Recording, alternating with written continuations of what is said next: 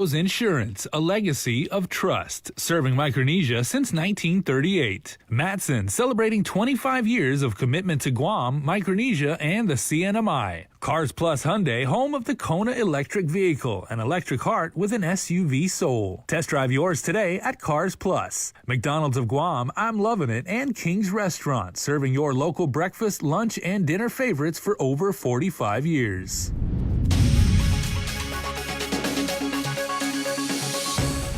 Coming up on Prime Time, the governor held a press conference to recap her recent trip to Washington, D.C. Plus, will the Department of Defense workforce be mandated to get vaccinated? Mr. Lecanto has full details. And the construction company responsible for the Marble Cave devastation is working to address notice of violation compliance orders. Hafide, good evening, everyone. Guahu si Isaiah again, and thanks for tuning in. The focus of the governor's trip to Washington was to let federal officials know that her top priority was to build a new hospital. It was one of the main points she made during a wide-ranging news conference at Adelup today. The press briefing opened with Adelup Communications Director Crystal Paco San Agustin reading off a long list of political, government agency, and military leaders that Governor Leon Guerrero met with in Washington, San Francisco, and Honolulu. The governor primarily sought their help in the building of a new medical center of excellence. She says she got their support, if not any specific promises of funding. No one said to me, Governor, here's $400 million. Go at it. No one said that. I didn't expect that. What I did expect and what we did achieve is everyone now there that I've met knows that my highest priority here in Guam is to build a hospital and the need for that hospital from a national security interest way and also as a regional center to help out also the other island sovereign nation. On another issue, the governor was critical of a pair of recently passed bills that amend the RISE Act. She said they were conflicting and sow unnecessary confusion at a time when so many people are waiting for much-needed relief. But her timetable for RISE payments is still about 3 weeks away just to have the first applications available. Daphne from the Department of Revenue Tax has authority over the program, and I have discussed with her the process, and she's in the process now to do the application process online, Nestor, so that on September 1st, people can just apply. The governor also responded to questions about the upcoming budget session and senators' complaints of her lack of transparency over the use of ARP funds. She and Legislative Appropriation Chair Joe San Agustin agree that general fund projected revenues alone should be used to fund government operations. Although if there's a shortfall, she acknowledged that some of the estimated $600 million in American Rescue funds can be tapped. So if it means that there is a shortfall even now with the fiscal year 2021, and they budgeted a certain amount for fiscal year 2022, then yes, of course. But I have discretion over that. It's not through the legislature. As for the details of her ARP spending plan, she says it's still not final yet, and she'll be glad to share it publicly when it is. For Guam's News Network, I'm Nestor Lecanto. The governor also confirmed during her press conference that she has already begun spending ARP money despite senators waiting for a detailed plan. The governor says she used over $11 million for quarantine facilities and $678,000 for the isolation facility. The governor added, though, she is anticipating costs to be reimbursed from FEMA. Additionally, $674,000 in ARP money went toward the homeless shelter operations in Mighty, and $50,000 in grants went to family members who lost loved ones to COVID. The governor said each of the expenditures are in line with the Treasury's interim final guidelines. As we noted, the fiscal year 2022 budget session gets underway tomorrow, and the legislature is projecting about $25 million less revenue than the current year. After weeks of budget hearings, Appropriations Chairman Joe San Agustin and Office of Finance and Budget Director Steve Guerrero say they've come up with a substitute measure that they believe will cover agency needs. Thank you, Madam Speaker. And to all my colleagues, based on the budget bill that was submitted by the governor, they were only looking at appropriating 610. We're projecting to appropriate 617, so it's $7 million more. So it actually takes care of the agencies based on what the governor had requested for 2022 with a plus up. And how solid is the 617? Are we really tracking 617 million in revenue given the anticipated loss of federal funds and the still slow recovery of the tourism industry? We've taken basically everything into account, things such revenues loss as a PUA decrease in spending power, simply because PUA is estimated about $36 million a year. That's going to be an overnight drop in revenues for GovGuam. We do a corresponding correlation between that effect and how much it is on the retail side. We've done basically an analysis which we feel we're comfortable with. We're conservative, but I'd rather be conservative than over-conservative than not. Session gets underway tomorrow morning. Senators must submit a final budget bill by August 31st.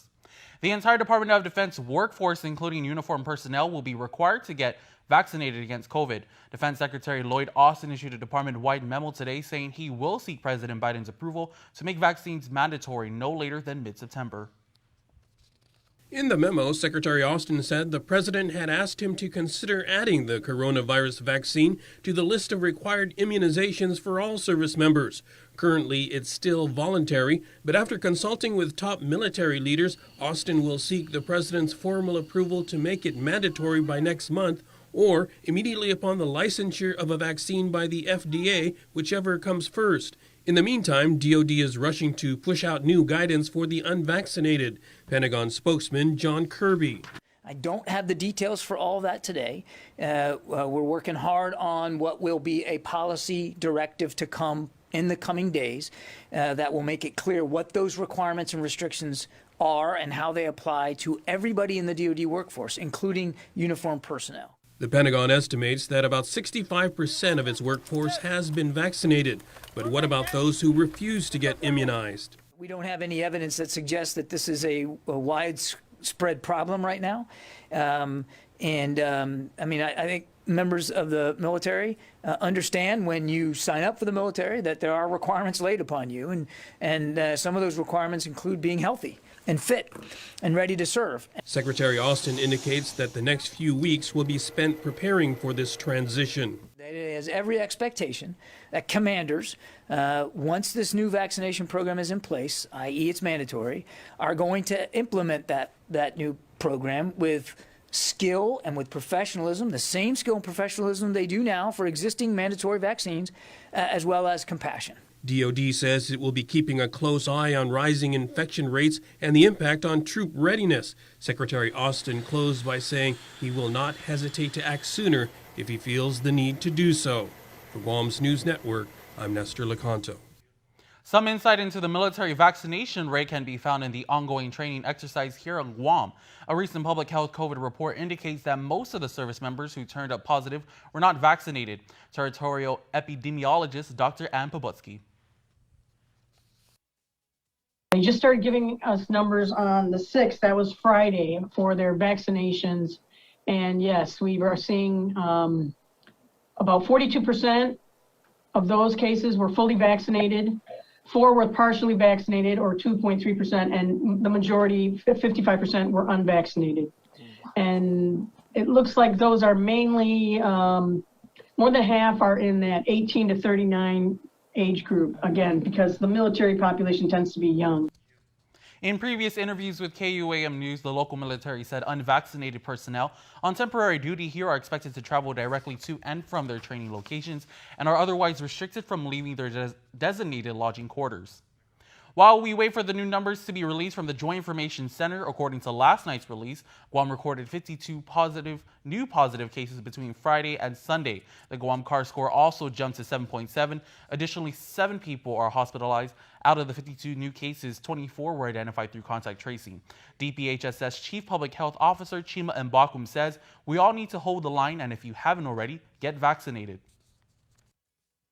I'm optimistic by next week we're going to see a downward trend of these numbers, with the increased use of masks and the base instituting the mask mandate and then identifying all these contacts.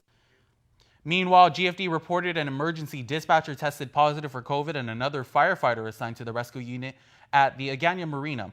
GDOE also confirmed 3 new cases, one an employee at GW High School and another from Onsalon Middle School. Both have not reported to work. The third individual was identified as a student enrolled at JFK High School. And GovGuam also noted that although there was a spike in positive cases amongst DoD personnel, out of the 52 new cases, a majority were from within the local community. There has not only been a rise of COVID-19 cases on the island, but also an increase in island residents getting tested and vaccinated against the virus. The Department of Public Health and Social Services and the Guam National Guard attribute the line to the upsurge in COVID cases on the island. Here's more. At the old carnival grounds in Barragata, there was an even longer line of residents waiting to get tested for the coronavirus. After Guam recorded 52 additional COVID cases, Public Health's Deputy Nursing Resource Command, Margarita Bautista Gay, expressed that she is worried. I'm very concerned because now we don't know. People are vaccinated, young, old. It's out there now. Gay said that Guamanians are unsure to get the COVID vaccine because of misinformation. It's proven by us here in Guam, and so I really encourage them to get it for us. If not feeling well, Gay encourages the community to get tested. I had a good example yesterday. Only a headache, and she was positive. So any of our listing of our, I think it's almost 20 symptoms like headache, fever, cough, sore throat, loss of taste and smell, diarrhea, stomachache, fatigue, muscle weakness, everything like a flu. If you're in, like I said, if you're not sure, I'd rather you get tested because it might not be the flu, it might be COVID. So please get tested if you have any of the symptoms. Meanwhile, the Guam National Guard has also noticed an increase of island residents rolling up their sleeves to get the COVID vaccine at the second floor of the Micronesia Mall. Joint Task Force Medical Non-Commissioned Officer in Charge, Staff Sergeant Ronald Rios, said the Guard administers an average of 100 doses of the COVID vaccine. He noted the increase of residents getting vaccinated. There is an increase now, people starting to get vaccinated, and it could be because of the governor's the executive order that she just put out to all the executive branch. They're concerned at the increase in positives that are showing. I spoke to 2 people yesterday, and that's why they were here. And they were the first dosers. The clinic operates from 11 a.m. to 6 p.m. on the second floor of the Micronesia Mall. Residents can book an appointment online via Eventbrite at tinyurl.com/COVID-stops-with-me. The Center for Disease Control and Prevention updated its travel advisories, and Guam went from level 2 moderate to level 3 high. This means that there's a high level of COVID in Guam. Under level 3, the CDC recommends that you get fully vaccinated before traveling here, and that travelers should follow recommendations or requirements in the territory, including mask wearing and social distancing. Stick around for more news here on Primetime. You're watching KUAM. Get up-to-the-minute news, plus access to alerts, streaming radio, promotions, and more on your mobile device by downloading the KUAM News mobile app, available at the App Store now. From the minds that brought you Taco Bell's Fry Force comes another mouth-watering adventure, packed with seasoned beef, drizzled with spicy ranch, and covered with your favorite toppings. It's the new loaded taco fries, now serving at a Taco Bell near you.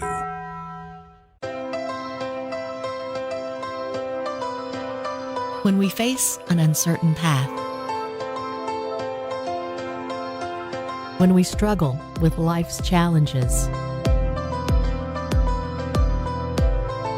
and when the unexpected happens, it's a beautiful day. We rely on the people we trust, It's a beautiful, who we can always count on. beautiful day. And the ones who give us the most care throughout the years. Rely on Calvo's Select Care to give you the comfort and security you need It's a beautiful day. wherever you are. Calvo's Select Care, healthcare that's always there for you.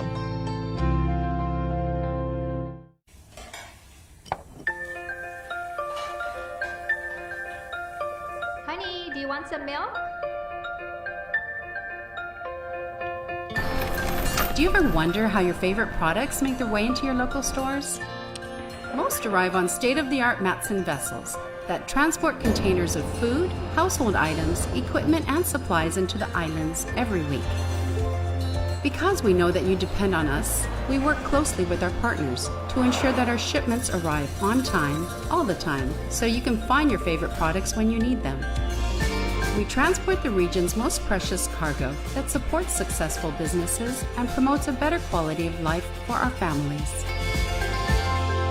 Matson is proud to have been the hometown shipping carrier for Guam, the CNMI, and Micronesia for the past 25 years, and you can count on us to be here for generations to come.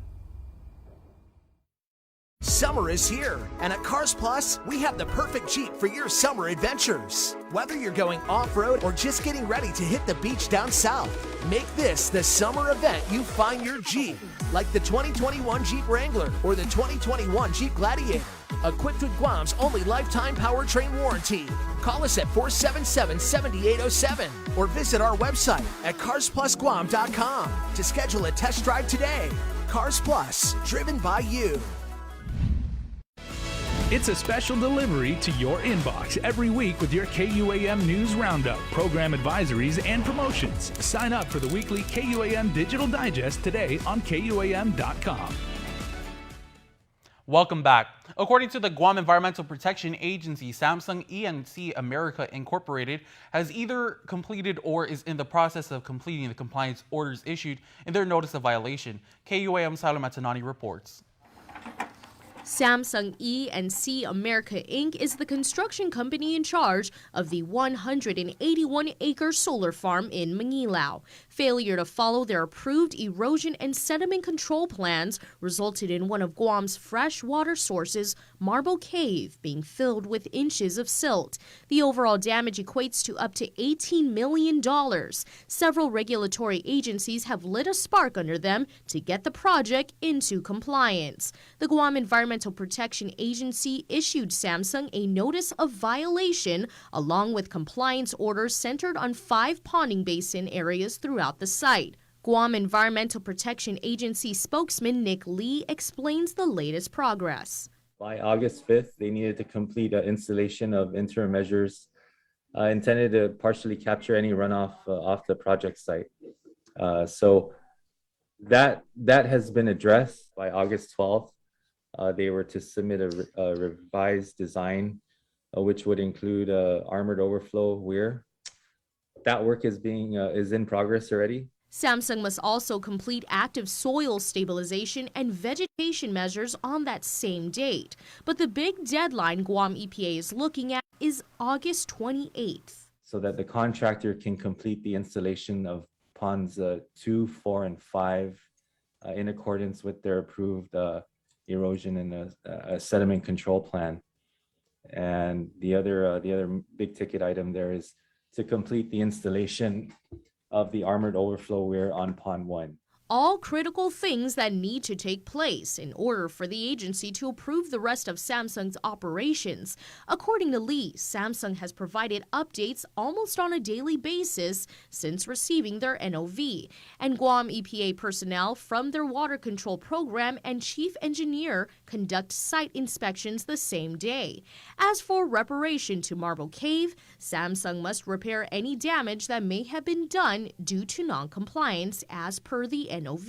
We're still working on trying to get a plan from the contractor to see what type of remedial efforts are going to take place in that area. Federal investigators from the U.S. Environmental Protection Agency will be arriving on Guam to conduct a site visit of the damage in the Marble area in the coming weeks. Reporting for Guam's News Network, I'm Tyler Matanani. The administrative investigation into officers that responded to the Jerry Kitchen drive-thru incident about 6 months ago has finally been completed. As we reported on February 25th, a red Jeep slammed into and destroyed the Tumaning restaurant. The driver, along with the passengers, including an off-duty cop, were believed to have been heavily drinking alcohol prior to the incident. The responding officer did not conduct a field sobriety test, a citation for imprudent driving was issued, and the case was closed. However, as a result of the public concern, the case was reopened. The driver was also was charged with DWI. Chief of Police Stephen Ignacio says it's a personal matter and could not say if any adverse action was taken against any officers who responded.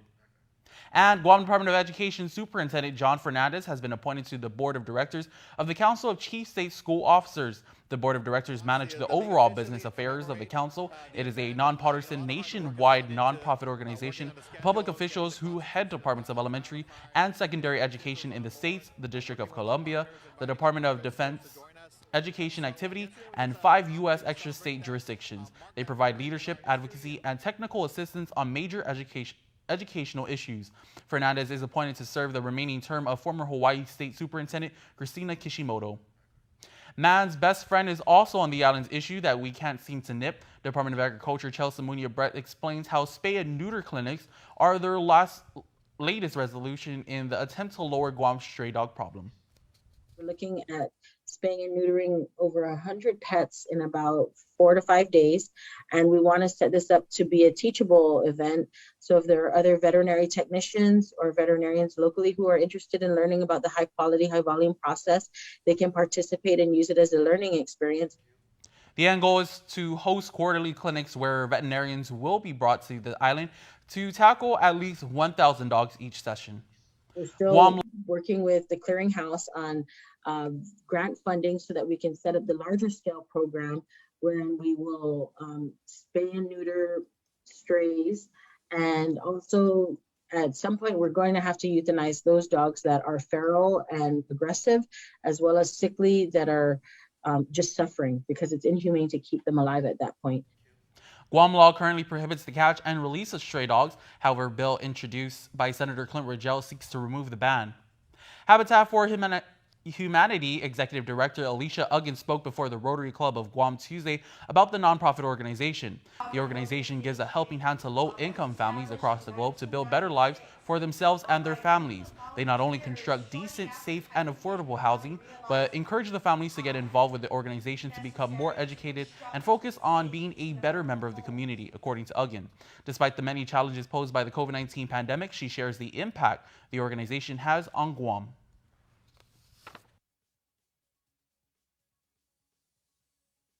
As of 2020, Habitat for Humanity has built 27 affordable homes. Ryan mentioned affordability due to COVID. We'll get on that topic in a second, but 27 affordable homes. That's new construction, acquiring land, purchasing land from private landowners, going out there. The program is 100% driven by volunteers. With the help and support of DCA, getting site plans, getting building permits in line, getting out there to the construction site and actually breaking ground. Amidst COVID in 2020, Habitat was able to drive forward and begin construction on 2 more affordable homes. Guam's program is 100% driven by volunteers because of the pandemic.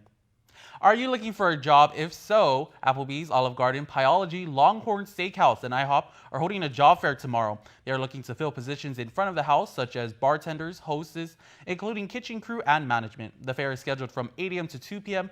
Wednesday at IHOP in Timony next to the Guam Premier Outlets. On-the-spot interviews may take place. Bring your resume and wear your mask. Sports is up next, still to come your Coach Stone Creamery birthday shoutouts.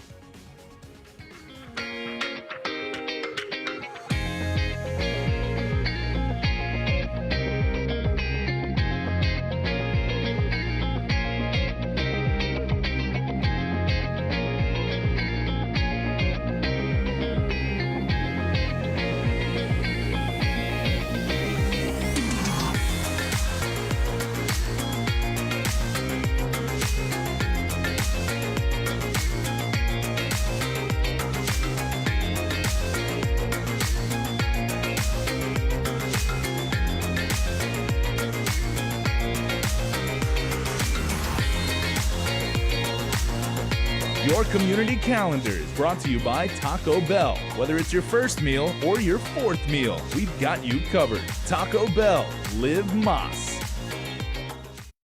KUAM News, in partnership with the Guam Visitors Bureau, brings you the Guam Safe and WTTC Safe Travel Certified Program Showcase. Look out for this powerful symbol for visitors, island residents, and industry workers alike, as it represents establishments with a consistent global commitment to safety practices. Stamped with approval by the Guam Visitors Bureau and the World Travel Tourism Council. Every Monday on KUAM News will feature a different local business who's taken the Safe Guam and Safe Travels pledge to maintain health and safety standards to get Guam back on track. Log on to visitguam.com to see how your business can receive the designation, what businesses in our community are Guam Safe certified, and have the WTTC Safe Travel certified. We've made a lot of breakfasts, and along the way, we noticed something was missing. A warm cinnamon roll for breakfast, or with breakfast. A fluffy blueberry muffin from the drive-thru you're already driving through.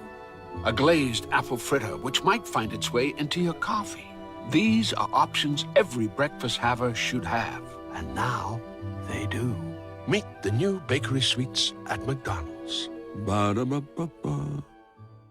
Guam was once home to over 12 native species of forest birds, each with their own unique sound, color, and role to play in our ecosystem.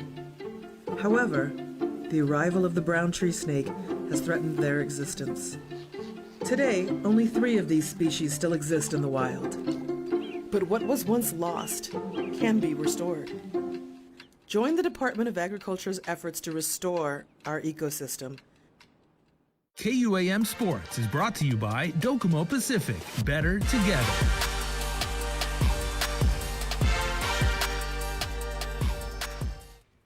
What's up, Guam? Dave Delgado here for KUAM Sports. Thanks for watching. On the show tonight, I have some information on the Trench Challenge Triple Threat Uproar 3 team event. Check it out. Custom Fitness and Uproar Guam's fitness competition is scheduled for August 14th and 15th.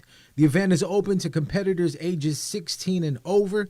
Each team registered for the event must have at least 1 female minimum. Every athlete's going to be having to do some kind of workout, and then it's basically going to be stacked on each other, and they're going to have to kind of finish it in, of course, best time or best weight possible. So we released workout 1 and workout 3. Workout 2 will be released on event day, and we brought in some new equipment to kind of challenge some of our athletes. For the team open, participants must be able to perform weight ground to overhead 115 to 65 pounds, pull 135 to 95 pounds, carry 90 to 60 pounds, push 150 to 100 pounds. They must be able to also perform push-ups, pull-ups, sit-ups, air squats, and step-ups, assault bike, single under, row, and run. For Team Advance, the weights and workouts will vary. At this point, everyone's kind of getting back to the gym, so it's not necessarily the weight, but also strategy. So depending on who you have on your team, we made it so that every person can contribute to their strength. So either be a pulling event, pushing event, or some kind of cardiovascular event. Everyone's going to have an opportunity from their team to give their best in that specific event. Deadline to register is August 10th. There will be 2 divisions with prizes being awarded to the top team in each division. For the open team, $500, and for the advanced team, $750. I think the biggest thing is being able to, as a team, decide and realize what's the best option for the team, and what position that we can actually be in the next event that we can going to be ahead of. Especially the type of the events that we're running is that it's not just about being strong, having good endurance, it's about being well-rounded. The main goal of the competition is to bring the community together, promote fitness, have fun, and compete to see who is the fittest team. Not just the other gyms, but of course the last challenge of the last 18 months. Having this event, I think it's just going to be really, really good to have everyone come out, having the support of each other, and hopefully in the next couple months we continue to do this. Just get back to where we were previously at.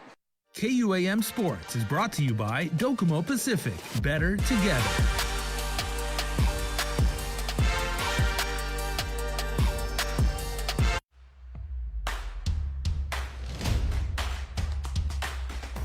For the different beats of your life, we're here to keep you connected the way you want it. Plans made for you, by you. Build your own bundle with Link. Select the internet, entertainment, mobile, and home phone plans that fit your lifestyle. Pay for what you want, not for what you don't. Build your own bundle and save with Link.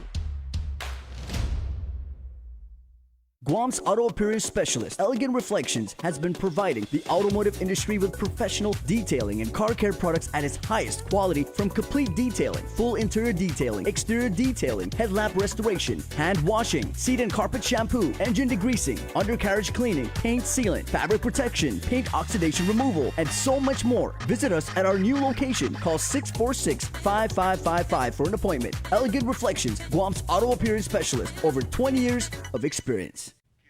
And before we close out the news tonight, our latest round of the birthday shoutouts from the Coast Zone Creamery Birthday Club. Happiest of birthday wishes to Sean Yoon, to my adorable 2-year-old boy. You fill my heart with so much love, happiness, and joy. Happy second birthday to you. That's a fantastic birthday shout out. Nice job. And Lagaya Imanil celebrates birthday number 17. So, happy birthday to you, Lagaya Jean. We hope both of you have fantastic birthdays today. Remember, you can be a part of the Coast Zone Creamery Birthday Club by registering online at KUAM.com. Please make sure to include with your photo your name and birthday. We here at KUAM continue to celebrate 65 years of First on Guam. And to commemorate this special occasion, all week long on the link, there will be a trivia question where you can win a cool prize. All you have